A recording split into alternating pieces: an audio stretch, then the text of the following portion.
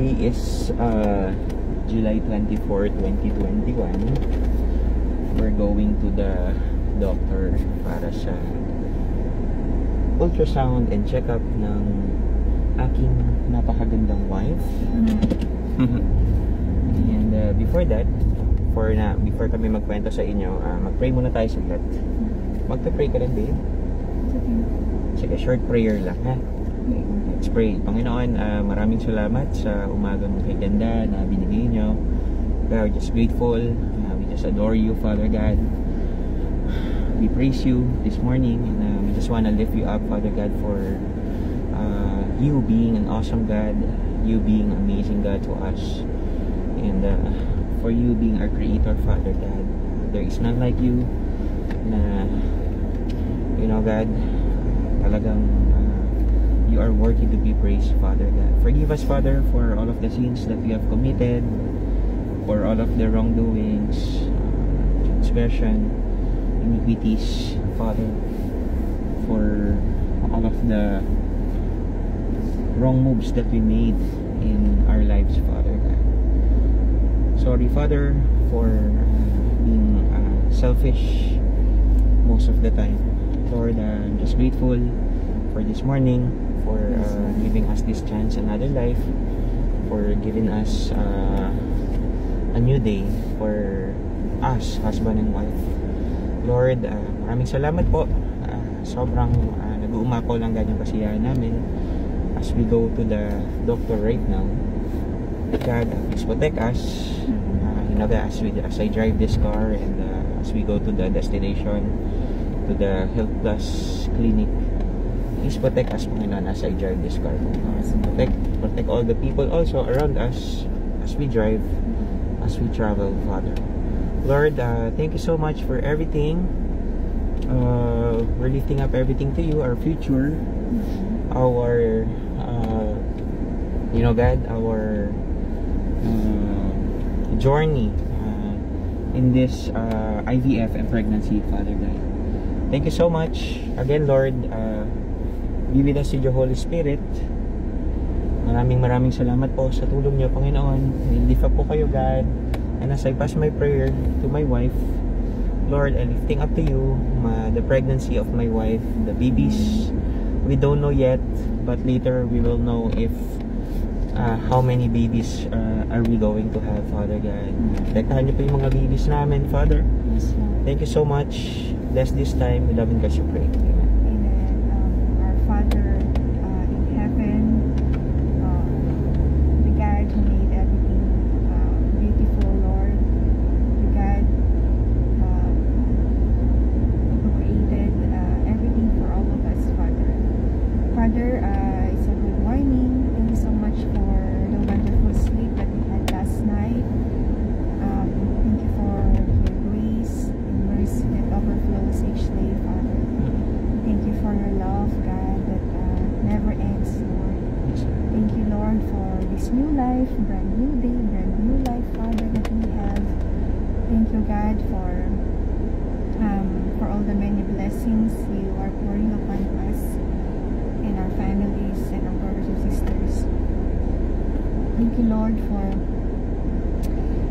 being the miracle worker for us, for being the promise keeper, for being the light in our dark world, Father God, in our dark life, Lord.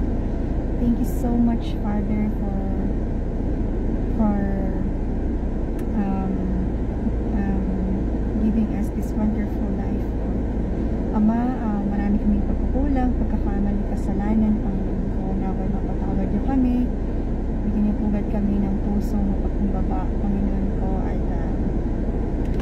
handang magbago, Father, sa lahat ng mga pagkakamali namin. Tunay nga po, God, na ang buhay po ay napakaigsi. And I pray, God, na as we live our life each day, we live it, God, the way that you want us to live our lives, Father God. Lord, as we go to Health Plus for our first scan, Father God, I'm praying for protection as we go there. Help us reach Health Plus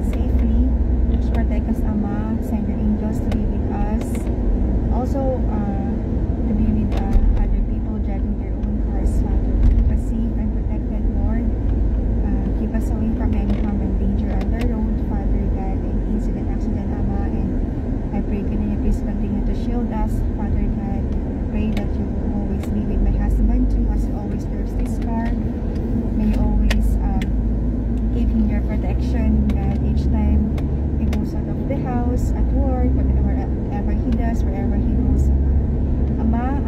Salamat God sa Panginoong binubuo niyo sa aming mag-asawa. Yes, sir. Salamat Lord sa miracle na ginagawa niyo, binibigay, pinapakita niyo sa amin God, sa buhay namin. Panginoon, salamat Ama na ginawa niyong posible God ang imposible sa amin, Panginoon ko. Tunay nga po Ama na kayo makapangyarihan at walang imposible, Panginoon ko. Basta kami God, basta po nananalig sa inyo, nagtitiwala at nagmamahal sa inyo, Panginoon. Ama, dalangin ko po na as we do our scan today, I pray God na everything will go well, Father. We're very excited to find out how many babies we will have. God, whatever it is, Lord God, isa man or dalawa, Panginoon ko. God, isa pong malaking blessing, isa pong malaking miracle ito, Panginoon ko. And ngayon pa lang, sobra kami nagpapasalamat sa inyo for making these things happen, Father God. Thank you for being with us since day one of our IVF journey up until now, God, that we are at our pregnancy now, Father God. Truly, God, it's you who made it possible for us. You, God, who opened up also my womb, Father God.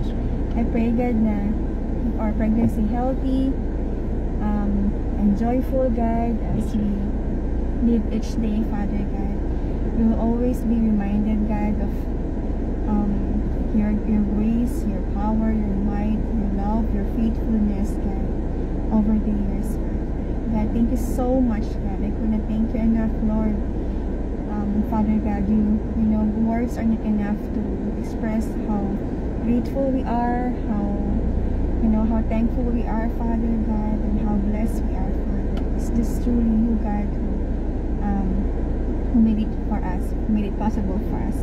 Thank you for the hope, thank you for our hopes, God, that you never fail to remind us that there's always hope in you, Father. Salamat, God. Bless the rest of our day, Father God, and thank you for the long weekends that we have, Father God, especially for me. Yes, sir. I pray, God, na keep us always safe and protected and keep us away from coronavirus for both of us and also our families back home, Father. I pray for all our brothers and sisters who have been praying for us since day one, Lord. I pray that you bless them 100-fold, Father God. Please heal those who are sick, Lord, and provide for those who are in need, Father. Thank you, God, so much again for everything, all the praises and the glory. You're the only one who deserves it all, Father. And I pray all these things in the name of your Son, Jesus Christ. Amen. Yun. Grabe. Sobrang yung glory talaga binibigay namin kay God. Kasi talagang hindi mangyari to kung di dahil kay God. Talagang yung mga miracles na pinakita niya. Amazing. Galing kami sa bahay. Nasa ano kami ngayon? Anong road ba to? Hazabin. Papunta kami dun sa Health Plus, Rim Island. Siguro mga 10 minutes lang yung biyahe. Papunta dun sa Health Plus na clinic. So from Rim Island, papunta dun sa may likod lang siya ng Nation Hospital. Okay, so babe, ano nangyari nga pala dun sa ano mo? July 24 ngayon, so mga ilang weeks ka na?